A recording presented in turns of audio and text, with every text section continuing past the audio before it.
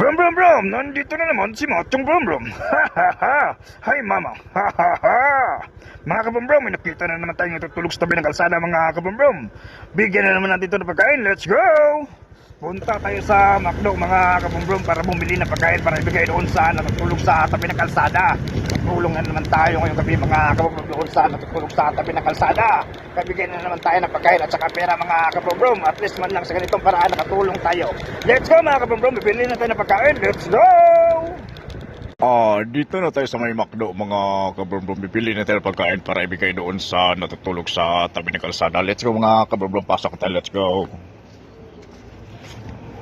Dito na tayo mga kabrum-brum, bibili na tayo ng pagkain, let's go. Ito na mga kabrum-brum, nakabili na tayo ng pagkain sa McDo at may 1,000 pesos na pera. Ibigay na natin ito kay nanay na natutulog sa tabi ng kalsada. Let's go! Let's go mga kabrum-brum, yatin na natin ito pagkain doon sa natutulog sa tabi ng kalsada. Katulong na naman tayo ngayong gabi mga kabrum-brum doon sa natutulog sa tabi ng kalsada. Nakabigay na naman tayo ng pagkain at saka pera mga kabrum-brum. At least man lang sa ganitong paraan nakatulong tayo sa kanya mga kabrum-brum. Sa ganitong paraan may napasaya naman tayo ngayong gabi mga kabrum-brum. Let's go mga kabrum-brum, yatin na natin ito pagkain. Let's go!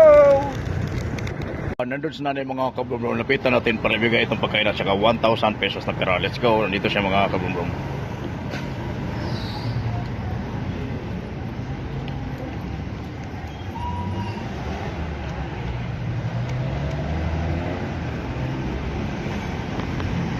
Let's go mga kabrum-brum, nabigay natin pagkain kay nanay. Let's go!